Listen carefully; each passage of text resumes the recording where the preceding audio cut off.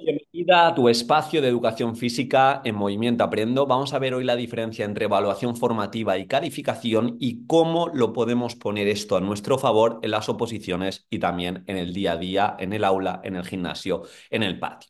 En primer lugar, quiero destacar esta cita. Se puede evaluar sin calificar, pero no se puede calificar sin evaluar. Y de hecho, en la oposición nos tenemos que centrar justamente en la columna de la izquierda, en evaluación, en presentarle al tribunal cómo evaluamos para que nuestro alumnado sepa qué hace, por qué lo hace, qué más puede hacer, cómo ofrecemos feedback para que mejore, cómo abordamos los diferentes criterios de evaluación, qué hacemos si en algún punto no se alcanza un criterio de evaluación, en definitiva, centrarnos en el aprendizaje. Y si queremos centrarnos en el aprendizaje, hemos de hablar de evaluación. Que sí, ¿cómo sale la nota? Que sí, calificar es importante. Bueno, es mucho menos importante que la evaluación. Tenemos que tener argumentos para presentarle cómo sacamos la nota, pero se nos tiene que ir. Imagínate, si tuviéramos 3 minutos para presentar este apartado, yo dedicaría 2 minutos, 2 minutos 15 segundos para hablar de evaluación y 45 segundos para hablar de calificación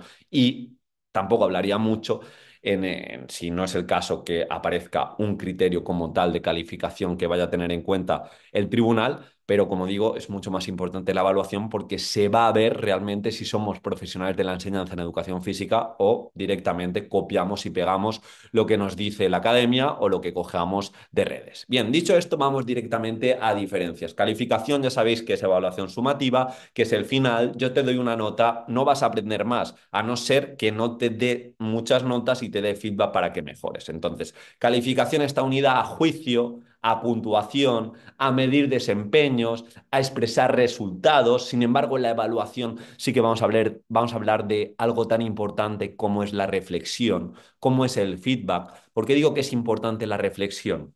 Porque de esto nos habla mucho la psicología cognitiva, libros como el de Héctor Ruiz de Cómo aprendemos o páginas web súper completas como la de Juan Fernández, Investigación Docente, que no aprendemos haciendo. Nuestro alumnado no va a aprender corriendo de un lado a otro.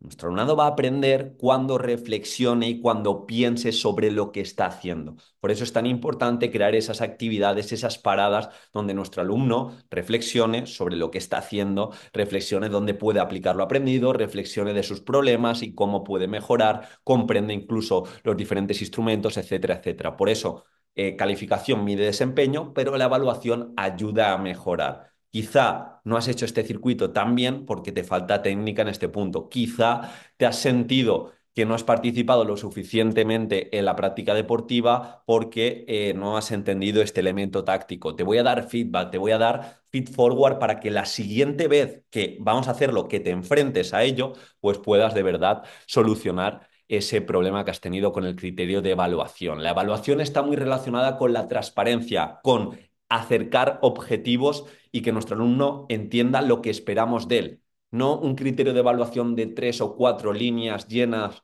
de subordinadas que ni el propio docente sabe cómo va a evaluarlo, sino ese criterio lo traduzco en un objetivo y mi alumno entiende que tiene que saber correr a ritmo, tiene que saber dosificarse y estar 5 minutos corriendo. Eso lo entiende todo el mundo. Incluso luego le podemos acercar modelos, etcétera, etcétera. La calificación, ranking, comparación. Yo recuerdo que en bachillerato tenía un profesor de economía que me daba la nota a modo de ranking, o mejor dicho, daba la nota a toda la clase a modo de ranking. Empezaba por la nota más baja e iba subiendo y decía, fulanito, un 2 y le daba el examen. Fulanita, un 3 y le daba el examen. Así hasta llegar a la máxima nota de toda la clase. ¿Esto qué provoca en el grupo clase? Provoca vergüenza, provoca que te escondas, provoca que los que hayan sacado buena nota saquen pecho y provocan que los que hayan sacado menos notas se comparen o se vengan abajo. Provocan sensaciones y experiencias traumáticas al respecto. Y eso es lo contrario de aprendizaje, porque en ese entorno emocional negativo va a ser muy difícil que se aprenda. Calificación también muy unida y muy unidireccional a lo que pueda decir el docente, sin embargo, la evaluación sí que hablaríamos de esto que presentamos también en Movimiento Aprendo, que es la evaluación cuadrada. Es de qué manera aprendemos de otros alumnos, de qué manera aprendemos de otros docentes, de qué manera aprendemos de la comunidad educativa, si entran familias, si entran agentes educativos que quizá no son docentes, pero nos pueden dar feedback para mejorar la entropía de nuestra asignatura o para mejorar, en definitiva, algún proyecto que hagamos, algún servicio, algún circuito, etcétera, etcétera. Entonces, la evaluación va muy unida para tomar decisiones. Es decir, yo recojo evidencias, yo analizo esas evidencias y tomo decisiones para que la próxima vez que haga esa actividad complementaria salga mucho mejor.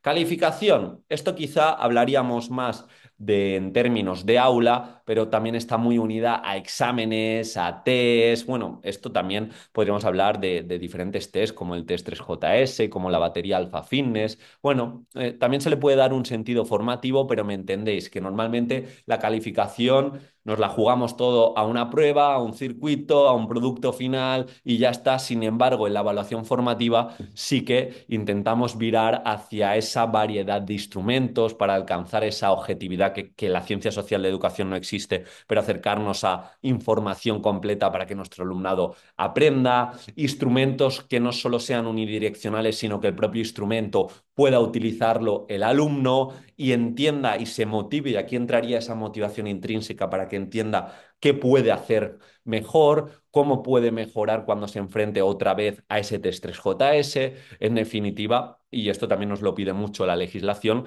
que en una situación de aprendizaje, en vez de centrarnos solo en una rúbrica, pues utilicemos 3, 4, 5 instrumentos. Así que, de manera general, espero que haya quedado claro dónde nos tenemos que centrar en esa evaluación formativa. De hecho, dentro de la Academia Movimiento Aprendo, si queréis entrar, estáis a tiempo. Tenéis toda la información en comentario fijado. Tuvimos una muy buena formación en septiembre de Daniel Bores, que ha sido presidente de tribunal y doctor en educación física y se centró en la evaluación formativa. Ahora en el año 2025 va a volver a hacer una formación interna para todos nuestros alumnos enfocada a crear esos buenos instrumentos de evaluación, que creo que es de vital importancia. Y de nuevo, se puede evaluar sin calificar, pero no se puede calificar sin evaluar. Es un buen punto para desmarcarnos en una oposición de educación donde la mayoría de vuestra competencia va a hablar un poquito de calificación, o sea, va a hablar casi todo el tiempo de calificación, presentará la rúbrica y no va a tener en cuenta esa evaluación formativa y formadora tan necesaria para que nuestro alumnado aprenda. Si has llegado hasta aquí, agradezco mucho esa manita arriba y nos vemos en próximos vídeos.